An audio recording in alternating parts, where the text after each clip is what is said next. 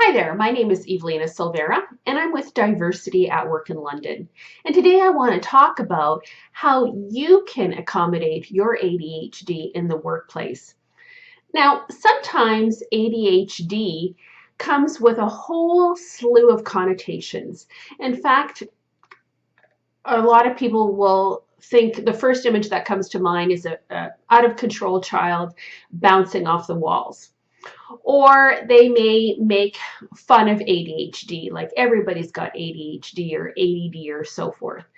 Well, there's a whole bunch of ideas that people have about ADHD, but unfortunately, many of them are negative. And I think what's really important with ADHD is, and living and working with it, is that you are able to harness all of the great benefits that it actually has, and creating a career for yourself that is actually based on some gifts that have been given to you. And for many people, ADHD can be a blessing or a curse. Some days, hopefully, you will see more of the benefits than the downside. But we certainly all get those days where we feel like the whole world can see our weaknesses right on our face and on display. And those can be very disparaging days. So today I want to share with you tips that have worked for me in the workplace and in my business. And for those of you who are out there right now who might be parents listening to this video and who've had a child diagnosed with ADHD, I want you to know that it's not the end of the world. Honestly, I wasn't diagnosed with ADHD until I was 38 years old. I went through university at a time when there were no learning supports whatsoever. I managed to get really good grades. I managed to work 3 part-time jobs to get myself through. So it doesn't mean that it is a sentence. It means that information gets processed differently, and it's about learning to work with what you have, really. So it's not a sentence for a life of poverty or addiction or imprisonment or all of those things. And I know that does happen with people sometimes who have ADHD, but a lot of us have been able to become very successful and just work with it. It's working with what you have and what you do best. So let's start off with one of our greatest assets is our ability to communicate. When you look at job ads these days, so much of what is written in a job ad are actually the gifts that people with ADHD have. They're multitaskers, they're great communicators, and because their mind's going all the time, they are automatically the best problem solvers. And like any people who have a disability, there is this heightened sense of empathy for other people and being able to understand their points of view. Now, let's get into the points that will make you successful. Let's start with being organized. No excuses. Just because your mind may feel like a mess one day doesn't mean that your desk has to be a symbol of chaos and confusion and all of that stuff. You don't need to put that on display. Organize yourself. Use your Outlook or whatever mechanism you have to keep reminding yourself of your tasks. Any kind of calendar. Use file folders. I like to have all kinds of file folders, colored things, stickers, all of those kinds of things that keep you motivated, keep you stimulated, because color is a great thing and it keeps you organized. The other thing is consider giving yourself breaks throughout the day. Now, sometimes that can be a little bit difficult if you are working for someone else, obviously. So if you know, well, we all know that people with ADHD, because our mind is going all the time, we get tired. We get mentally tired a lot faster than other people do because we're processing so much information. We're solving so many problems. We're predicting so many things because we're hardly ever, it's hard for us to be in the moment, right? So my suggestion to you is, if let's say you have an hour for lunch and 2 10-minute breaks that are afforded to you at your work, see if it's possible for you to take those breaks throughout the day, like 10 minutes every hour and a half or whatever it might be, or even starting the day much earlier to compensate for those times. Whatever you do, don't make it your employer's problem. It's your problem. So you have to figure out a way to be engaged and perform well throughout the day. Okay, so whatever that looks like for you, starting early, finishing late, having more breaks, whatever. Okay, changing your tasks.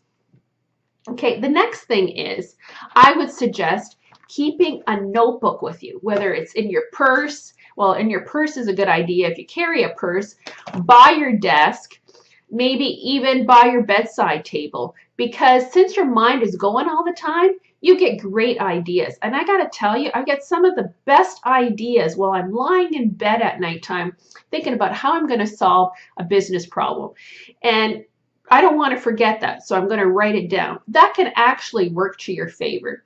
And before long, you may have a whole bunch of ideas listed there that could create a new product for you, solve a new problem at work, create a new workshop, any of those things. Okay? The other thing I want to mention is STP, stop, think, and predict.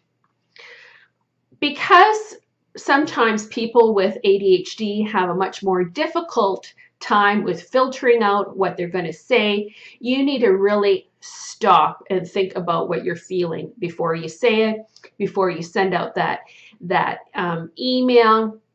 Think about the consequences. If you have a tendency to be impulsive like that, you really need to do that, because it's really hard to repair relationships once that terrible email gets sent off or the wrong thing is said. Okay? Deep breaths. The other is, there are a number of tools. Use the tools that are in front of you. It could be your Outlook. It could be your task manager. In my case, I like to use Grammarly because I type really fast and I love to write. And I read my stuff over and over and over again.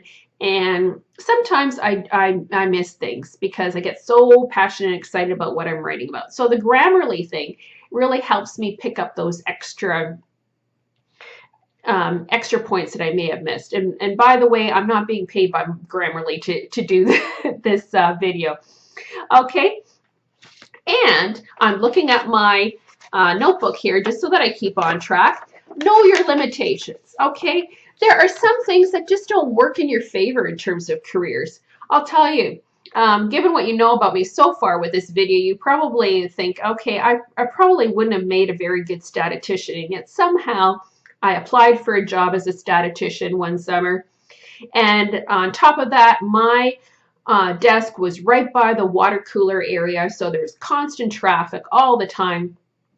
A job was not a good match for me, and the amount of distractions were just impossible. So there are some things that are just, some jobs that are just not going to be a good match for you. Look at what your gifts are, maximize those gifts, harness those gifts into a job that is going to work for you, because there's nothing worse than working at a job that makes you feel bad because you don't feel you're doing your best with it. This is one thing that I really have to emphasize. Don't make excuses for your bad performance, okay? Yes, we have a lot of legislation out there about protecting people with disabilities and so forth, but we need to make our best efforts to do the job that's been required of us and that we were paid to do. We don't want to make it difficult for people to get along with us or to work with us or to hire us. We have skills and we need to put those forward. So as I was mentioning before, I went to university and I did 3 part-time jobs while going to university full-time and being successful with that. It means that you're able to do that. Yeah, you can succeed.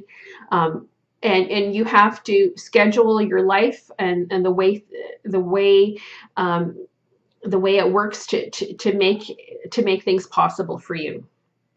But lastly, forgive yourself. You are going to make mistakes. You may say the wrong thing sometimes. You may interrupt way too often. Just try harder, forgive yourself, press the restart button, figure out what you did that you could do better, and realize that everybody in this world has some kind of challenge that they are experiencing, whether it's ADHD, whether it's an addiction, whether they're going through a hard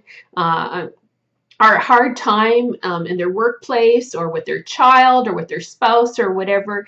We all have these. So if we forgive ourselves a little bit and we forgive others with their shortcomings, it will go a long way in making the workplace so much better for all of us, truly. Thank you for this video, listening to this video. And if you want to learn more about diversity at work, please visit www.yourdiversityatwork.com. Thank you.